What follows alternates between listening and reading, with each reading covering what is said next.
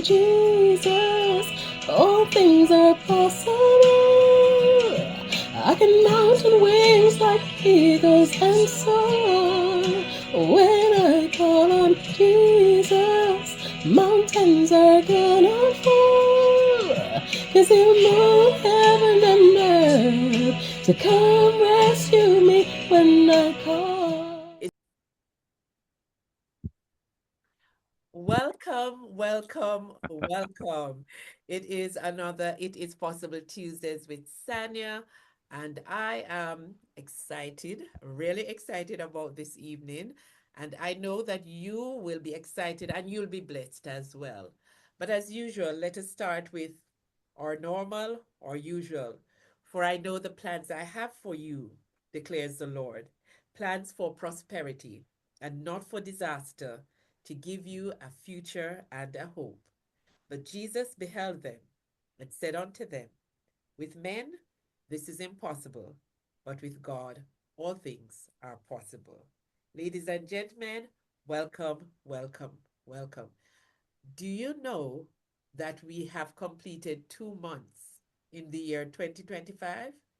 In a funny way, the year is running ahead and we're not really recognizing it, but time is just moving along. It is going to be, it is March 2025, and we are marching along. And with me today to start this march with you is a very special guest. I'm going to ask him to introduce himself, tell us where he was born, tell us a little bit about his upbringing. Over to you, my special guest. Welcome. Thank you very much. And good morning, good evening, good afternoon. I'm not sure where you're going to be listening to this from, but my name is Joseph Lindo, and I am of Caribbean heritage. My parents are from Jamaica, although I was born in this country. I was born in a place called Bedford, which is about 60 miles away from where I currently live, which is in London. So who am I? Just a little bit about who I am. I'm a qualified nurse and health visitor by background, and I currently work as a director for mental health services in East London. I cover quite a large area, and also I've got other bits and pieces in my portfolio. So that's a bit about what I do in terms of working. In my private life, I suppose you want to call it that. I have family, one wife, as they say, one wife, four children, six grandchildren, and yeah, that's a bit about me. Play a bit of music, not brilliantly, but I do a little bit. I know, of course, you know that already because I've been down there. I've played a bit of saxophone. Yeah, and that's me. I'm quite excited to be here, and we're going to kick off a conversation, I suppose, really, aren't we? Yes, yes. But I need a little bit more on the background there. So you were born um in Bedford. Bedford, yes. Tell me what life was like for you growing up. It was. We had quite a good life growing up. What we didn't understand was actually how limited the resources were because our parents kind of shielded us away from that. But my parents worked very hard. They came to this country in the early 60s, and my dad worked in a foundry for most of his working life. My mum worked in healthcare. She started out elsewhere. There were in Bedford. There were kind of three three about three main industries for men. There were two big foundry areas and which men worked in. I remember them quite clearly. One was called George Fisher. One was called AP Allen's. My dad worked at George Fisher. Um, there were other business pieces people could do as well. For women, it was mainly the care sector and two other big areas. One was a place called Meltis. I don't know if you know, they make sweets. So those of you will know there are sweets which are sugar coated, and when you bite into them, there's a crispy inside which melts, which has liquid in it. It wasn't chocolate. It was like Sure. gelatin or jelly on the outside, yeah. Yes. And then the other um, big industry was a place called Texas Instruments, which made calculators. So some of you will have had Texas Instruments calculators back in the day, and yes, they were made in Bedford, or components at least were made in Bedford. So we grew up in Bedford as one. I'm one of four. brothers. I got no sisters. Oh, Probably tells quite a bit about how I managed to interact with females. But that's another story. Um, and um, and yeah, so we had a great upbringing. The four of us, we're quite close in age. Between myself, my youngest brother's only 6 years. So so we grew up small house. Parents went to work, and we had that kind of Caribbean lifestyle. We had a front room which no one went in, even though the house was small. We was in the back room. We had, proper food, although it was difficult for my parents to get food back in those days because Caribbean food wasn't easy to get hold of. But we had a quite a good upbringing in that respect. Like a lot of Caribbean parents in those days, they pushed education to the limit. yes, They saw education as a way out of not being what they were doing. And my yes, parents they weren't silly people. They were quite bright people, but the opportunities for them were limited when they came over in the 60s. And of course, you know, the indigenous population believed that they were only here to look after, do care work, do cleaning work, drive buses, all that kind of stuff. But of course, a lot of people came across with qualifications, which were just not, which were ignored, even though they were British qualifications, because the education system in the Caribbean was a British education system. But of course, it didn't transfer across the waters to when they got here, and therefore they were not recognized and they were put at the bottom of the ladder, as to say. So, so we were taught, we were encouraged to really work hard at education, and to my parents' credit, they really pushed us and supported us through our journey through school. And now, my brothers are quite well, they've done well. Everyone's done well for themselves at this moment in time. So thank God we've come out of it. And we are all four of us are still in the church as well. I think that's a very big thing as well. Church was a big part of our lives, even though we would know, as the six of us would tramp along the church, because we had no car in the early days. We'd walk along the church with our little satchels, with our Bibles and whatever, and a quarterlies inside there. And then we tramp back again. And, we had a great time with AYS, it was called then, or yes. JMV. I can remember some of you The with V JMV. M is for the missionary V. Yes, yeah, we're going. Some will not know, others will know because they are of a generation like myself. JMV, we went back in the afternoon for that. So, it appeared to be quite an idyllic home life, at least. Yes, Um, Things like central heating we didn't have, not in our house at least anyway. There maybe other people did have. We had a coal fire in the front room, and I learned to make a coal fire. So people are talking about pathfinders and struggling to make fire. I was making fire from I was small, you know. It was just a norm for us, and then we just played. We had a great time just enjoying life as it was, as we knew it at the time. So yes. yeah, it's good. Wonderful. Four boys. Mom was in healthcare, dad was in the foundry. Was that where you got your interest in pursuing a career in healthcare because of your mom? I think um I've probably always been the kind of a caring kind of person, and looking for occupations which I suppose didn't uh we were able to do on the Sabbath, I suppose, is one of the things as well which kind of drew me into the kind of caring profession as well. And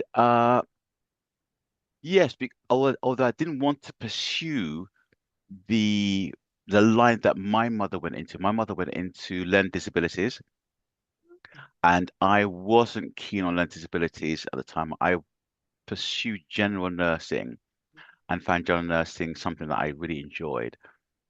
Even looking back now at my nursing career, it still wouldn't have been an area that I would have chosen to go into, but it's an area that, it's out there, and I've come across it many times. Even now in my current role, there are those with learning disabilities that we have to look after. So yeah, absolutely fine. Now, let me ask you something because nursing, when we think of nursing, we actually think of females. But Mm. you are a male in a female perceived, a female dominated arena. What was your training like? Well, when I started nursing, I was one of only three males in my set. And within the first 8 weeks, one of those males dropped out, realizing that actually this wasn't for me. And the other male was a lot older than me. I started my nursing when I was 19. He was 31, 32, if I remember correctly. He had a degree, 2 degrees, both of them in fine arts, said an MA in fine arts, and then he decided that he'd become a nurse. Really? So, uh, so the age gap meant that we didn't really we got on, but we weren't kind of mates kind of thing. Yeah. So it was left for me to find other male nurses in other sets that were around at the time. So although I was in one set 67, if I remember correctly, there were other nurses who were ahead of me by a few months, a year or so, and we got on very well because there were very few of us. In those days, male nurses were only allowed to work on male wards initially. But that changed when they kind of tried an experiment with somebody who they thought was going to be not too, what's the word I'm looking for now? Would not ripple, uh, the feathers. So they found a blonde, blue-eyed young man who was very handsome and said, let's try if this man could work on a female ward without causing any ripples. But it turned out that it was absolutely fine. And so it opened the doors to male nurses working on female wards. And so I did work on female wards during my training. Absolutely fine. There was no issues at all. And women didn't mind you nursing them because they needed someone who was going to be compassionate and kind. And that was more important than your gender. If you looked after them well, they were happy to have you there on the wards. Now, I, I want to ask a very delicate question Mm, because you would have to give them sponge baths. yes. Okay. Yeah. So personal care Yes. did come into it. Um, but you had to be respectful of the individual. You'd have to ask the right questions. You'd have to find out if it was something that they were happy for you to do, if they're happy for you as a male nurse to administer personal care to them. And most didn't mind because they were not very well at the time and they just needed someone to care for them. Yeah. But of course, it was a sensitive issue and you had to handle it in a very sensitive way. But Yeah. yes, we did do it. Um, and I can think of particular groups, religious groups, who would find it very taboo to have male nurses, even in their state of great need, having male nurses rendering personal care. So I'm sure navigating that would have been tricky, but obviously you have weathered that storm. Yeah, and to be honest with you, it was very rare that we had an somebody of a different faith who were not catered for by their own family. So essentially, they overcome that issue by ensuring that there was a family member that would cater for their personal needs, and they encourage the nurses themselves not to engage in that kind of activity. So it was fine. So as a male nurse, I didn't c- I didn't come across any issues at all when I was working on the wards.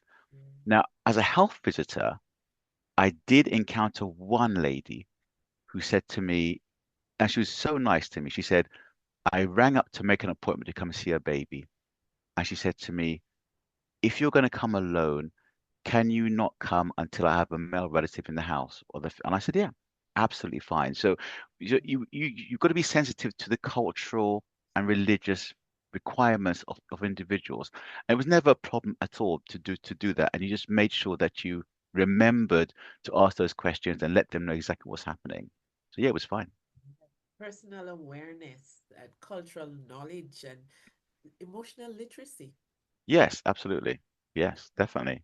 So let me ask you, because you've used two technical terms. You've used the term nurse and you've used the term health visitor. What's the Yes. difference? So nursing I suppose encompasses that kind of there's there's nursing in hospital, looking after patients in hospital. There's nursing on a district. You can look up people in their homes, in the community. Health visiting is slightly different. Health visiting is looking after the mother and child between the age of 0 to 5. So it's family working. So although I didn't get there's not a medical reason to look after mother and baby, but there's lots of social issues that we encounter. We would support mum with things like feeding. Yeah. So, and Antidote. we'd also ensure that mum and baby had made, sorry, let me rephrase that, but mum and baby would have their checks. So they'd go and have their 6 week check. Mum would have their 6 week check. They would have their injections at, I think, 8, 12, 16 weeks. They'd have MMR at a year. We'd make sure that baby could do simple things like picking up small bits of paper at 8 months. We check their hearing at 8 months to make sure they could hear effectively. We say to mum, is baby beginning to make goo goo gaga noises? Babbling, that's it, babbling noises at a certain age. And then we just make sure that there's kind of developmental milestones were met in those early years. Now, there are times when you'd find children who had not made those developmental milestones, and then you refer them to the community pediatricians. So, I do remember one particular child that I saw for a check, and I said, this baby, something wrong with this baby. This baby is very floppy, didn't have a lot of tone in their muscles. So I then, it was fortuitous that at the time, the community pediatrician was in the clinic at the time. So I just said, look, can you check this baby over, please? I'm not happy that this baby's a bit too floppy for my liking. Anyway, long story short, it turned this child had what's called global delay. So there had been something wrong with this child's brain during development, and so it had global delay. Its muscle tone was very poor. And these are the some of the children, unfortunately, you'd find having to go to special schools because they have issues that are lifelong and life limiting at times. So yeah, and then especially babies' weights as well. So baby weight is always important because mothers love to make sure that their baby's born, and they're measured in kilograms, but we're not pounds. What pounds? I'm saying I don't understand pounds. I understand kilograms. There's no, what's it in pounds? So you give the mother the child in pounds, and then they come to the clinic and get the baby weighed, and they'd be very happy to see that child is gaining weight. But there are times when children don't gain weight, and then you've got to then understand what's happening with this child. Why is he not gaining weight? What's happening? Yes. And Oh, there's another story I can give and tell you. please, please, So please. there's so the so there was a time when a mother came and said to me, I can't breastfeed anymore. I have my I have sore nipples. I'm going to be graphic. I hope not too bad. And she said that I'm finding it very difficult, very challenging. But baby will not feed elsewhere. Now, don't forget, I was a health visitor many years ago. So maybe the advice I'm saying now would not apply to today, but this happened years ago. Mm. So I said to mum, look, this baby's always going to want to feed from you if they can smell your milk. You now have to be detached from this baby in order for you to recover. Yeah, she had mastitis, actually, not she had mastitis, very sore. She had, and so I said, your best bet is to move out for the weekend. There was panic. Can I do this? Can I? And I said, Dad will have to now look after the baby, and baby will have to use a bottle. Anyway, so mum left the home for the weekend. Baby cried for a day, wouldn't feed with a bottle, and then said, do you know what? I'm hungry. I'm going to feed. And fed and was fine. The mum came back the next on the Monday or Sunday night. Baby was absolutely fine. And I think that's something we didn't recognize. Most children will not starve themselves, you know, Resilient. and they'll eat properly. But we, as parents, either overfeed them, encourage them not to eat particular foods because sometimes we don't eat the food ourselves, and therefore they develop The not same. not allergies, they just develop intolerances and whatever. They don't even tolerate, they just don't like the foods, and we go, okay, I don't like it either, therefore, so not a problem. So yeah, health visiting was fantastic. I really enjoyed the job. I'm fascinated listening to the stories, and I'm sure that my audience is saying, "Wow, I didn't realize this was how exciting health visitors' lifestyle was," you know. But yes, thank you. Now I want us to go back a little. You spoke about the impact of the church. Tell me about how important the church has been in your life.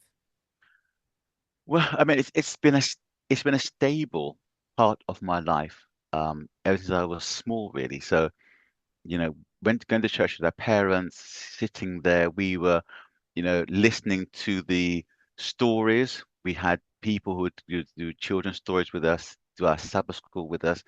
It just became part of who we are on a day-to-day basis. And as we grew up in the church, we'd understand a bit more what church was about, what the Bible was about, who Jesus was, learning our memory verses. I was always in awe of one guy. His name was Roy. Mm. And one time, Roy recited all 13 scriptures from for Sabbath school in one go. I was like, and I think Roy was about 6 or 7 years older than me at the time. So I just thought, Roy's amazing. Roy could recite all 13 memory texts from memory, you know. So we really enjoyed our upbringing in the church. We had friends in the church as well, and some of our friends lived local to us, so it was able to see them, and the families got on very well.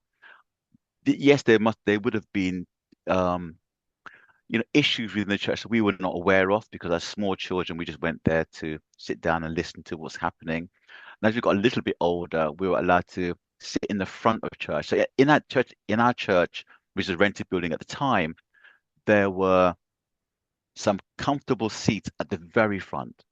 So whereas most children want to sit at the back and play around, we want to sit on the comfortable seats. So we'd migrate en masse to the front of the church to sit on these comfortable seats, not knowing actually we were getting quite a lot of the information coming through at source rather than, you know, um, but like most children, you fidget around and your parents would give you that look which said, don't fidget or wait till you get home. It's Caribbean parents, you know what they're like, yeah.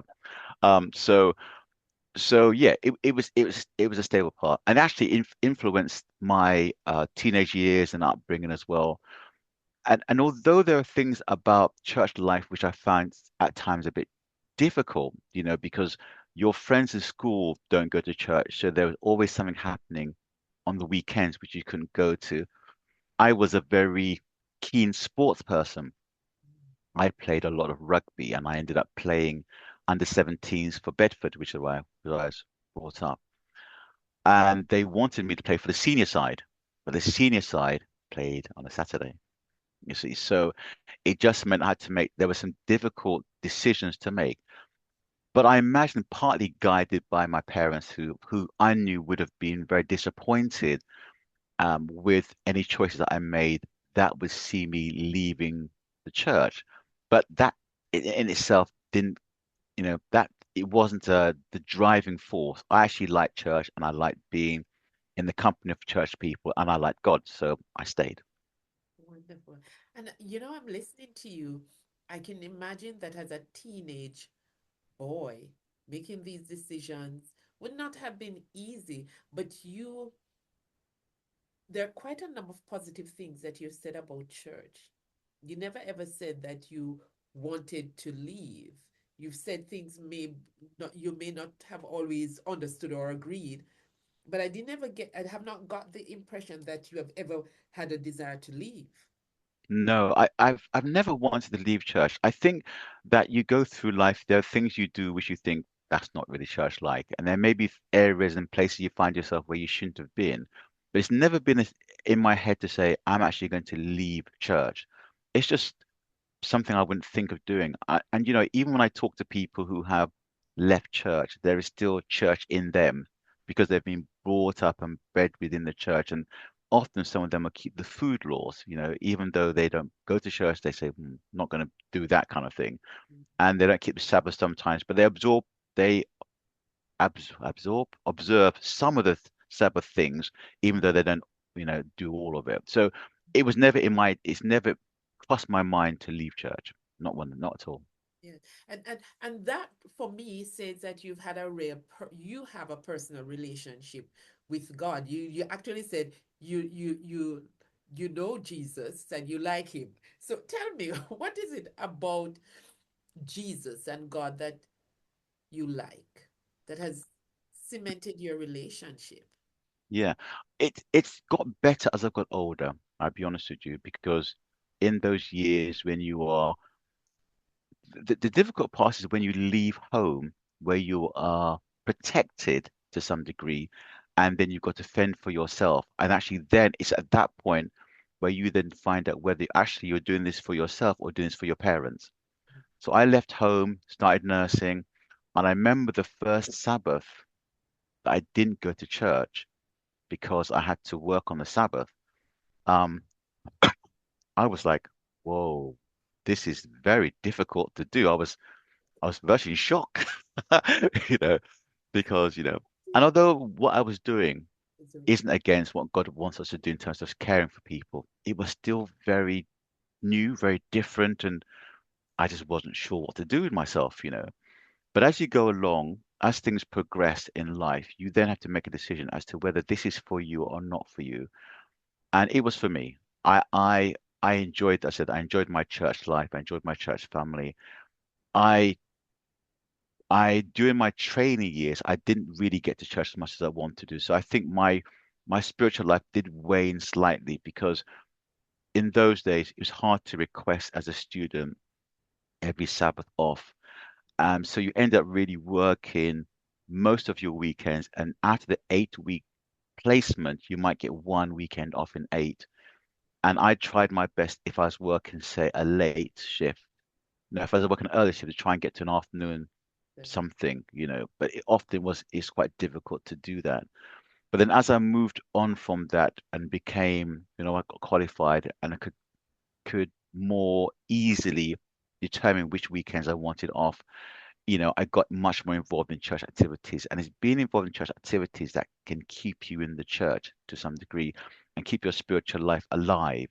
So even though it was a little patchy at times, and I'll be honest with you, it was a bit patchy at times, it's still trying to observe the Sabbath, the Friday afternoons, not the not cooking bit, and people think that that was easy, but it wasn't easy to do, especially when you how do you think about the whole cooking issue.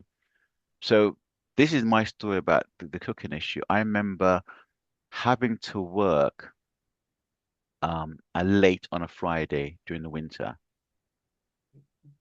but wanted to prepare for the Sabbath, you see. And so I actually cooked my food Thursday. I cooked it Thursday and I said, Dear Lord, this is Sabbath food. Please make it stretch to the Sabbath. And I didn't get food poisoning, Yes. you know. And so God is good that He knows what you can and cannot do. Actually, it was an early, actually, not a late, because it was early. So I finished work at about 4, but by that time sun had set in the Yeah. winter. So I said, Dear Lord, help me out here. And you know what? I did that and I was fine. So, if you honor God, God will honor you and keep you fit, healthy, and strong. And that's what I did. And the people say come along and as a student, we lived in like a nursing accommodation. People come along and say to you, "What's happening?" I said, "Well, it's Friday, there's fine." So they wouldn't invite you out on a Friday night. They'd invite you out on a Saturday evening after sunset. I remember one occasion actually, I just felt very low and miserable one Friday evening.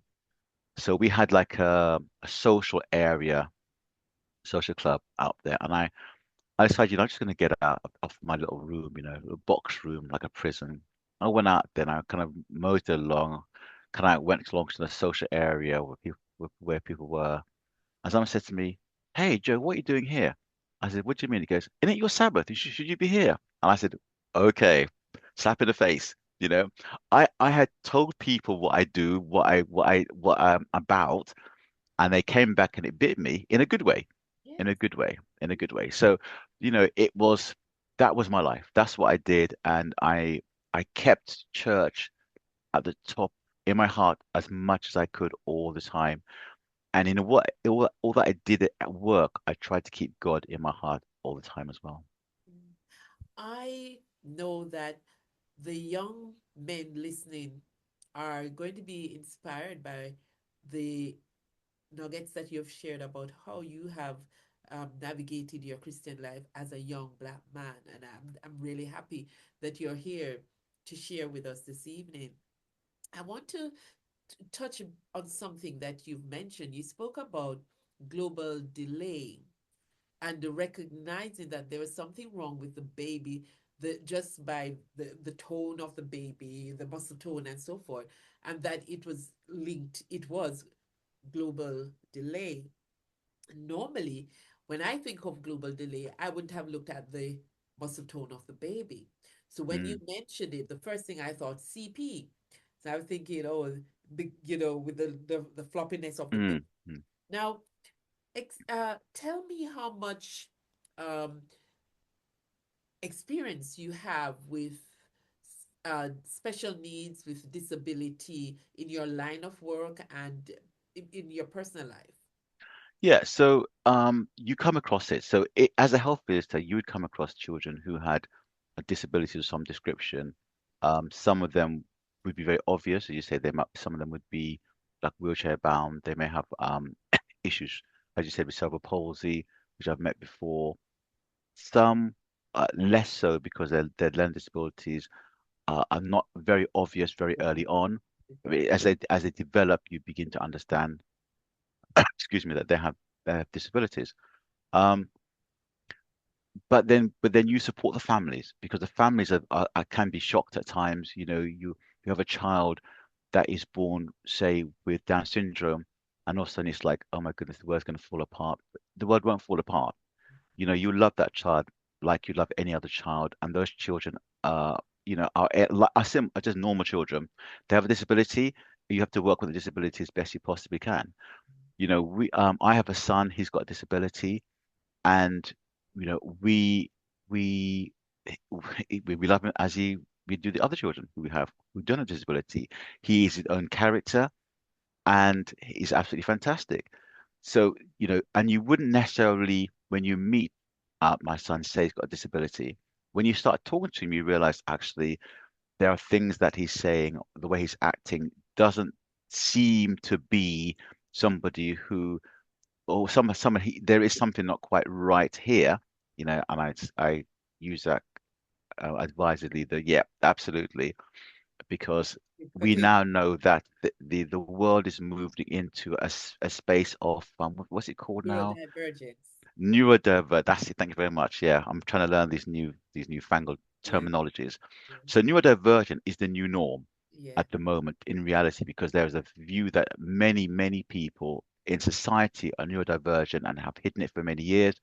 And actually, there's a discussion which says that some of the tech billionaires, I know that yeah. uh, Bill Gates says that he's neurodivergent, and he thinks that most other tech billionaires have a degree of neurodivergency about them. Otherwise, they wouldn't do what they do so well. Yes. So my son is brilliant. He did go to special needs school, but he did really well there. They loved him when he was at the school, and he's come out now. He's living semi-independently because he's 27, and enjoying life. He does a little part-time work voluntarily twice a week, and absolutely fine. And I think the challenge that the church has is how does the church deal with those who are different to them?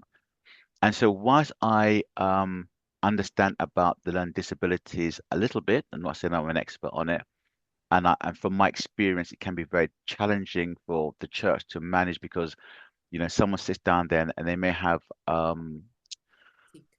a tick. There's a term for that. Actually. I can't remember the term is actually. Right. Tourette's, that's it. Thank you very much. They might have Tourette's. They might make funny noises. The church then gets very anxious, and they want to put them into the mother's room, or they put them at the back somewhere where they're not disturbing the service.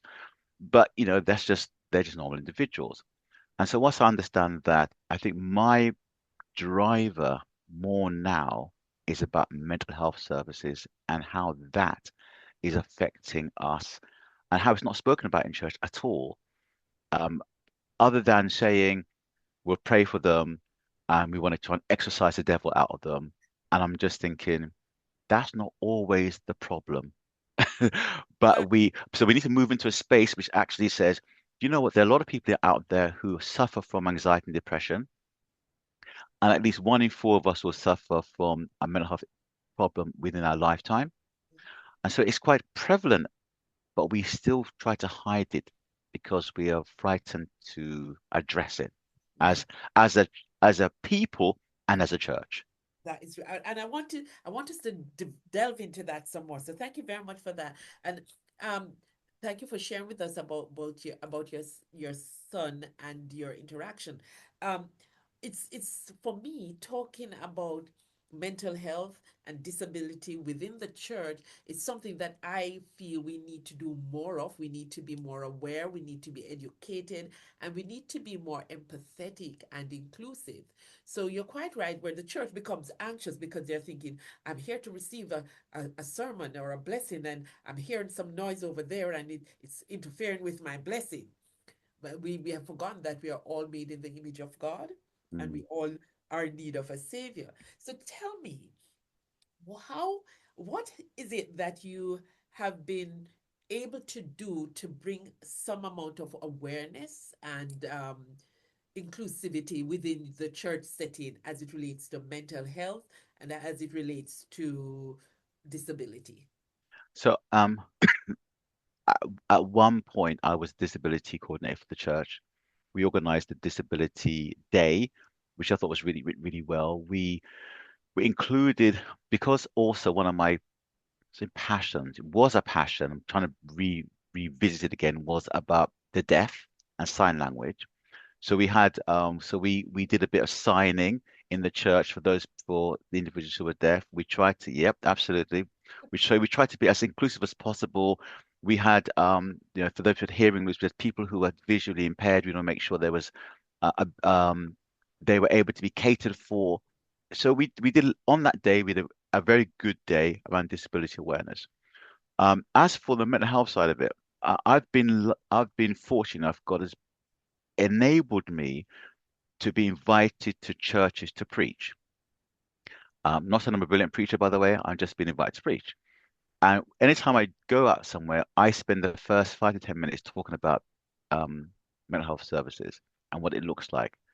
Probably that's why I'm not being invited anywhere again. But it's a passion of mine to say to people, this is what this is something that needs to be spoken about much more often.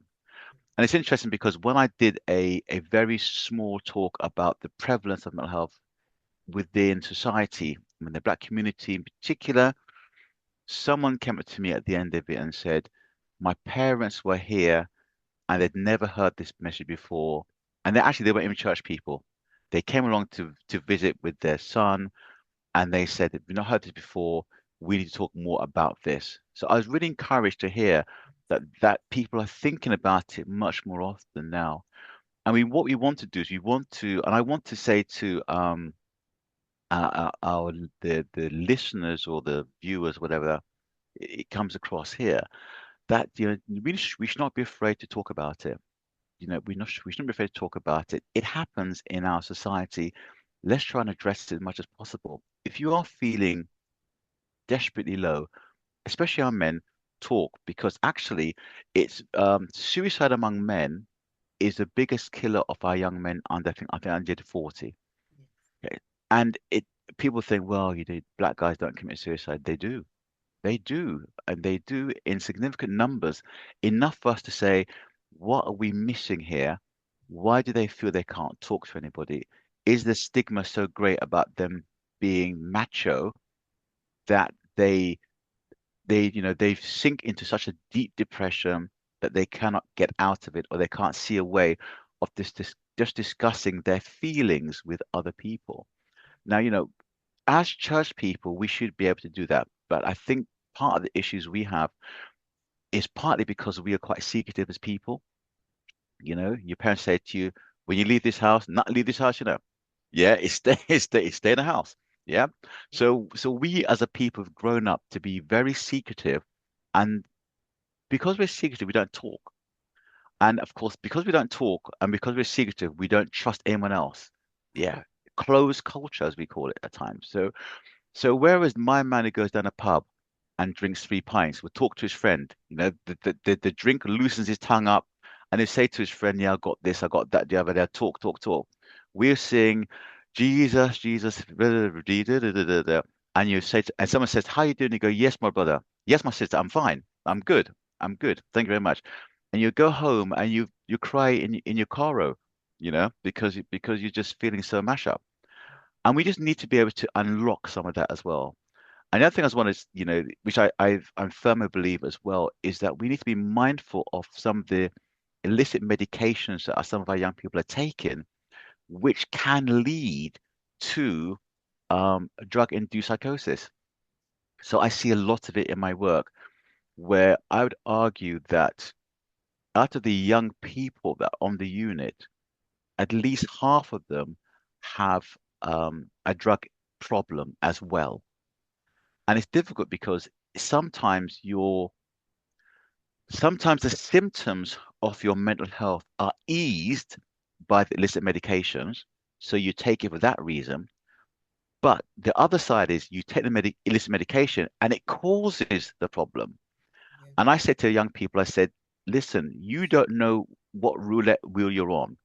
You could be the type of person who takes the medication, illicit medications, and you never have a problem, and you take it every single week for the rest of your life, no problem at all. But you could be the person who takes it the one time and finds yourself standing on the edge of a bridge trying to jump off because you think you're Superman. And this is the gamble that this is the risk you take. It's a gamble that you don't have to take because people say, "Oh, you feel loose." You don't need to feel that loose because it is a major risk. So mental health for me, is absolutely key that we talk about it. Absolutely key that we address it. Absolutely key that we support people through it, especially some of the things which are, not the schizophrenias, but things like anxiety and depression, where actually some of it can be supported by us just talking to each other. How are you feeling today? And sometimes what the question is, so I remember talking to a lady at work, and she came past my office door, and I said, "How are you?" She looked at me, she said, "I'm fine." Then I said, "No, how are you?" And she paused and then said to me, "I'm not in a good place." And that second ask, because what happens is we just say, "Okay, fine," we walk by. But I Mhm. just said that second ask, "How are you? How are you?" And she explained to me that she'd witnessed an assault on another nurse, which had affected her, quite badly. And so I organized some support for her, some psychological support for her, which she's been grateful for ever since. So I think sometimes it's just a second ask. It's that being able to be aware, consciously aware that sometimes people are not that well. Yeah. It's it's called, there's a term for it called it'll come back to me at some point. But it's being inquisitive. Yeah. If people, your parents say you're too inquisitive, but sometimes that inquisitiveness actually helps you to understand what's happening with the people. And they will not, most people will not be unhappy if you're a little bit inquisitive about how they're feeling, Yeah. because it shows actually that sometimes you care. Yeah. Now I know there's some gossips out there, and Yeah. sometimes it's just, you can't avoid that some people they just want to run their mouth all the time. The Bible says about the tongue. Yeah, we got to be. James talks about the tongue and how it can't be bridled. So you know what? Sometimes there are going to be people out there who are going to talk, but in the main, we know who they are. Yes. So you don't just chat your business to them people because they chat your business all over the place. Yeah, Yeah. Yeah. but there are people, generally people there who want to help you. Yeah. I'm sitting down and you're speaking to my spirit. A lot of what you're saying is resonating with me because I'm very much um about how we can help people, especially people within the melanated community, Hmm. because we solve our problems ourselves.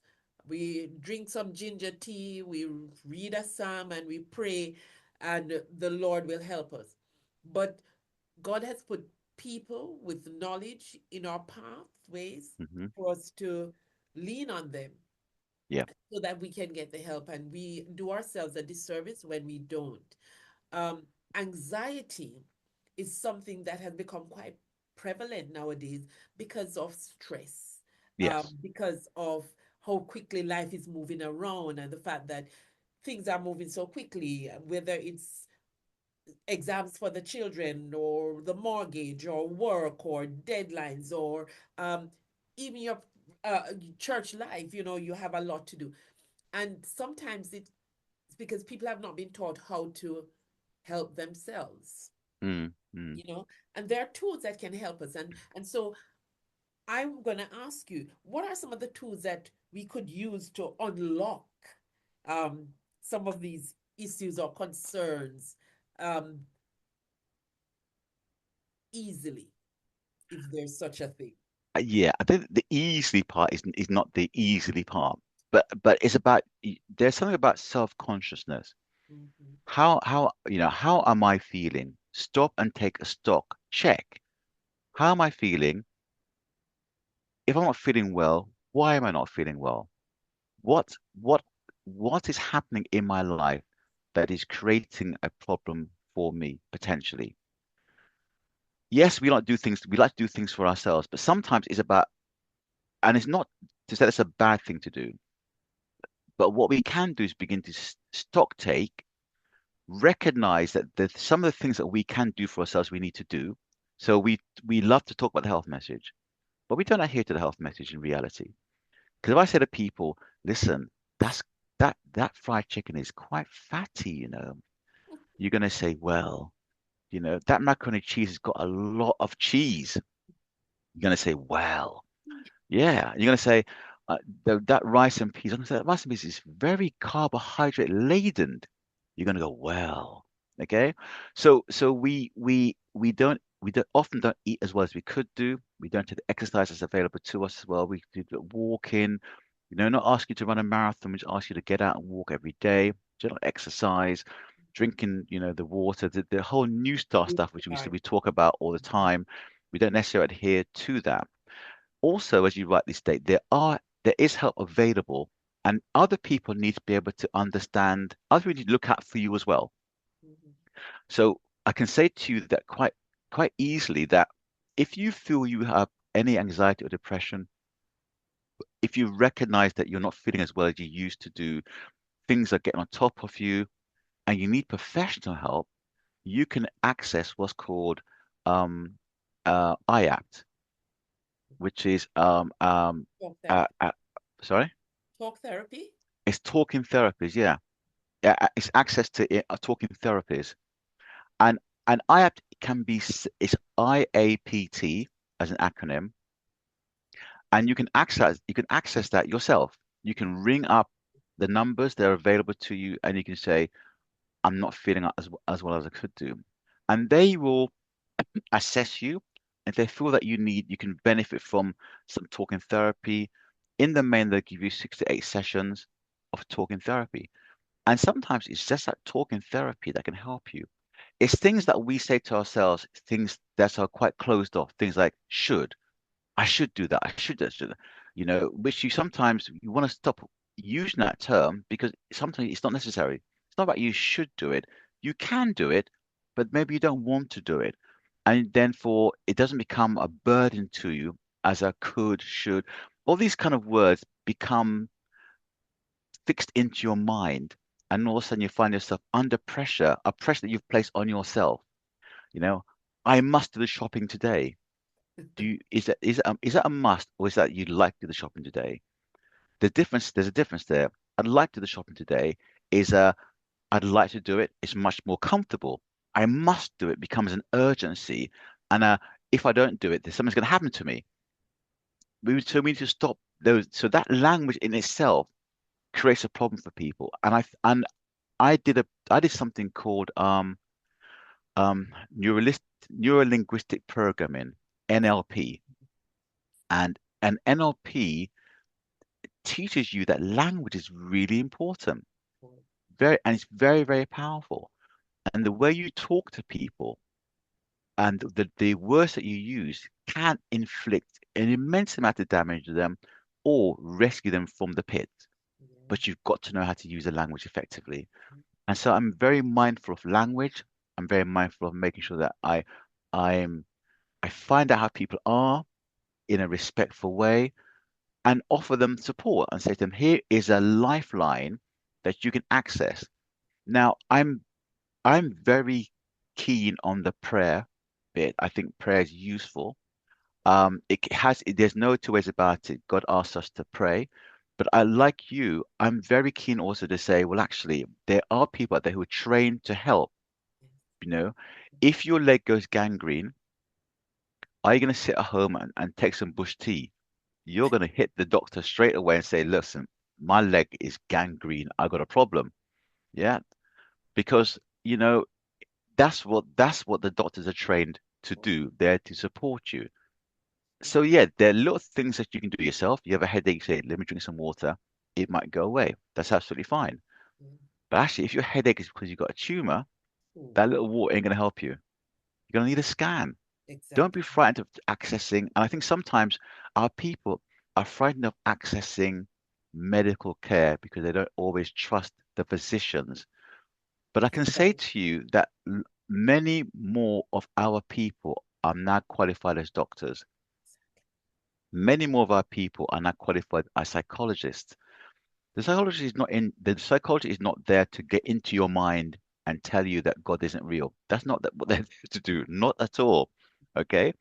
They're there sometimes to just unlock some things in your head, which makes you fearful, which makes you anxious, and they're going to say to you, well, just explain to me the reasons why you feel anxious. You know, it's like people with phobias. People have phobias about balloons, say, for argument's sake. You and I know that a balloon is doing you nothing, but people are frightened of balloons. So then you've got to talk them through and help and support them to understand that a balloon isn't frightening. Your psychologist isn't frightening. They're there to just unlock your potential and to stop you from feeling as unwell as you feel. Yes. Oh, Let's embrace it. yes, definitely. You know, um, uh, not we as a people have not been encouraged or taught how to ask for help.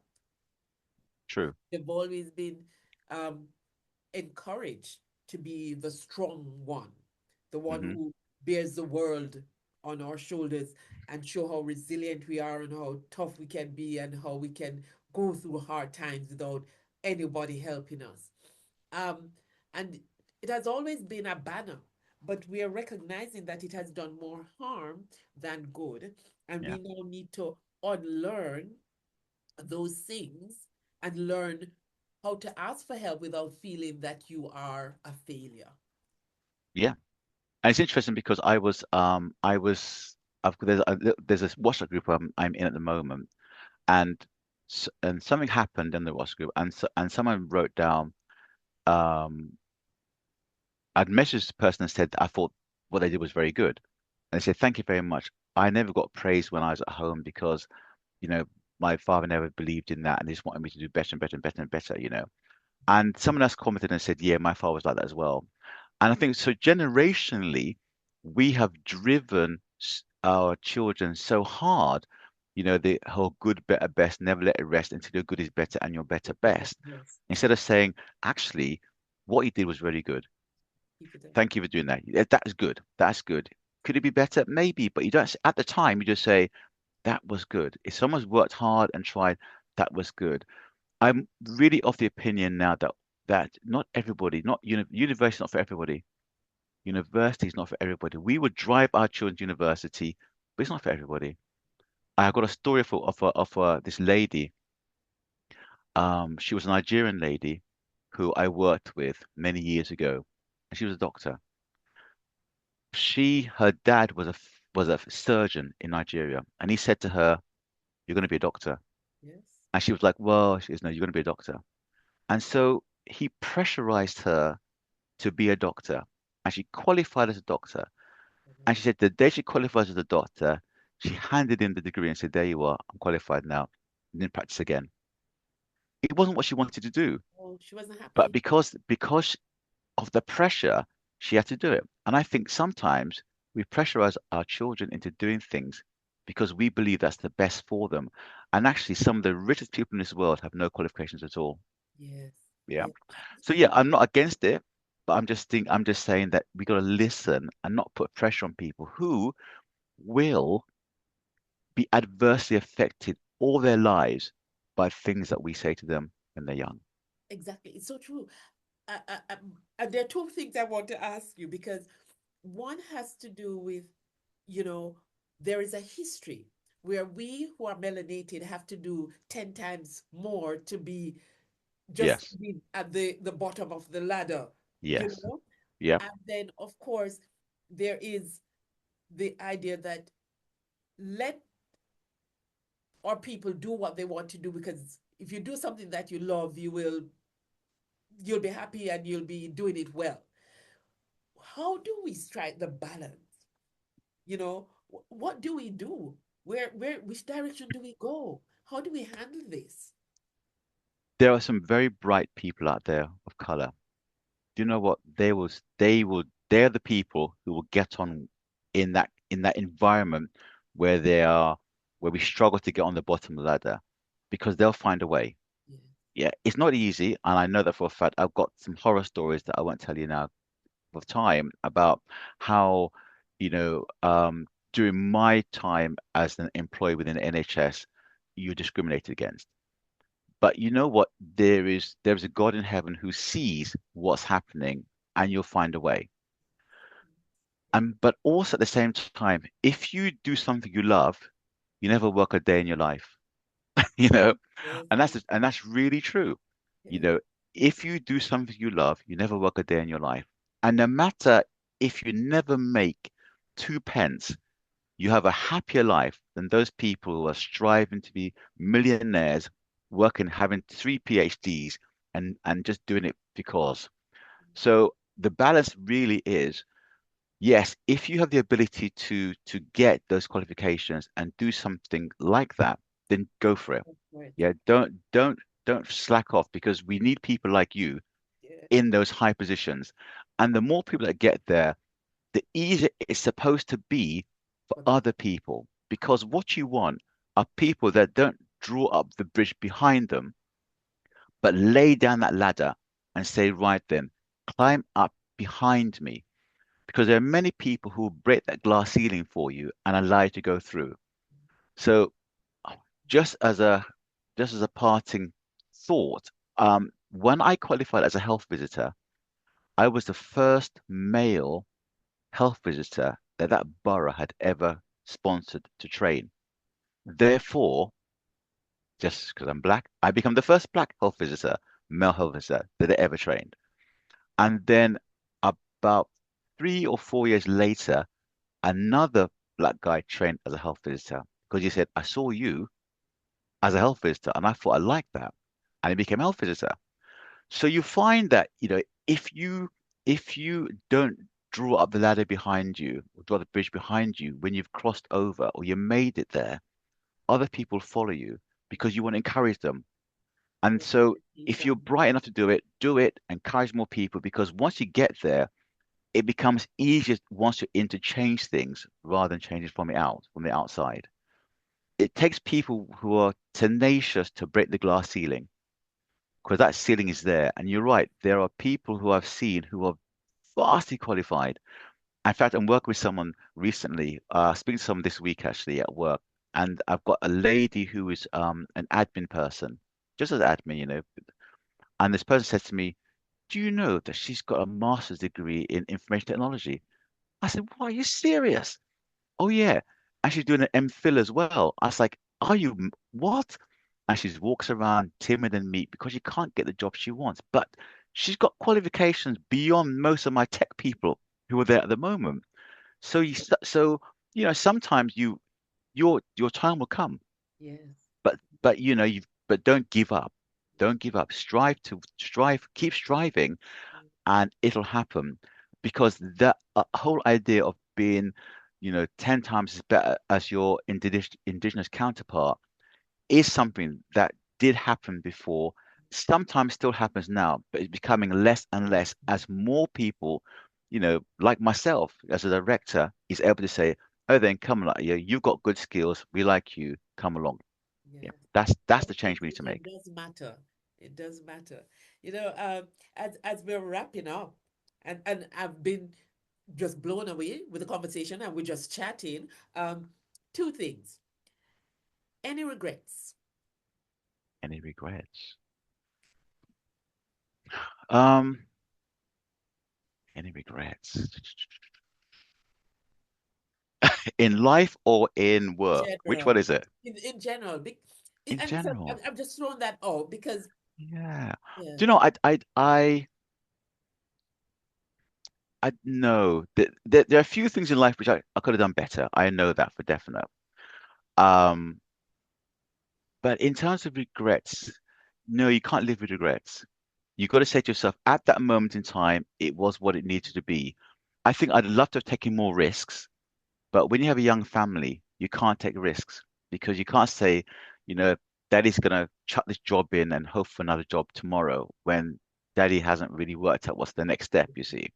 So sometimes I'd love to have taken more risks, definitely. Gone for something that was massive when I know I didn't have the qualifications, but I could learn on the job kind of thing.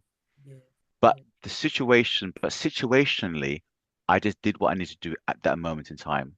So regrets, no. yeah, love that. And there's a question that I always ask my guests, based on where your life has taken you and what you've experienced, what in life confirms for you that it is possible? When many years ago, my dad passed away 19 19 20 years ago now. He passed away. And I remember I was not in between jobs, but I'd the organization I was working for at the time had was restructuring again. And I Mm, remember sitting in the car and a tear came up my eye because I thought if my dad was here now, he'd know what to do. I say to him, Dad, what should I do? 'Cause my dad was very he is pragmatic the right word? I don't know. He was just one of those straight people just said, well, what are you worrying about? This is going to work itself out. And at that point, I said to myself, God, you need to control this career of mine, and you need to show me the right way all the way. And I said, and from that point on, I've trusted God in every career decision. And there have been times when I've never understood why He's closed a particular door until a year or so later, and then I thought, so before we go, let me give you one quick example. Yeah, mm, I went for this job as as a leader, a team leader in this job. And I did a right interview, and they said, no, it's not for you. You can't get the job. I said, oh, they said, yeah, you didn't interview very well.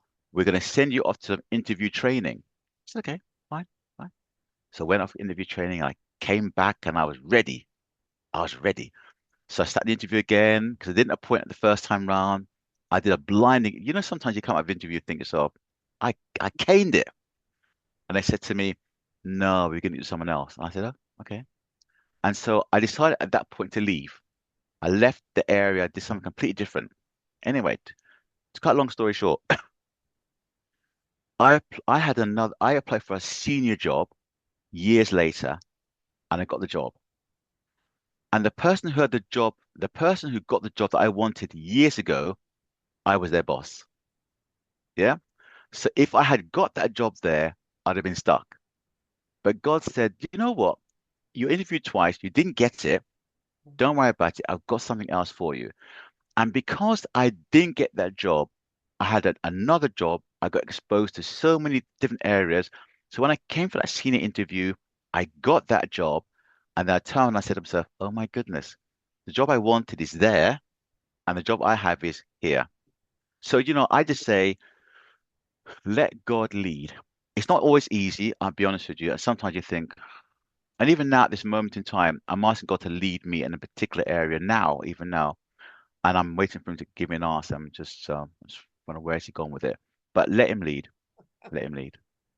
Oh, Joseph, it has been a blessing. It has been fantastic. I have enjoyed our discussion today, our conversation, and I know my listeners are buzzing. You know, it has been effortless, it has been inspirational, it has been pragmatic. You've given us a lot of things that have resonated with us, and we will be taking it forward. You know, God is the God of the impossible. Ladies and gentlemen, we have had a wonderful time with our guest, Joseph Lindo. And I just want to say to you and to my listeners, thank you for being here. Thank you for coming. When And I remember, call on be a dreamer, Jesus, a all doer, a things are thinker. See possibility possible. everywhere. I can mount on Because you're wings alive, like eagles everything is and possible. For soar. Jesus beheld them When I and said call unto them, on with man, Jesus, this is impossible, mountains are but with God, gonna all things are fall. possible. 'Cause he'll move Thank you very heaven much. and Thank you. earth See you to in 2 weeks' come time. rescue Okay, thanks so me much then. when I Thank you Bye bye. call. very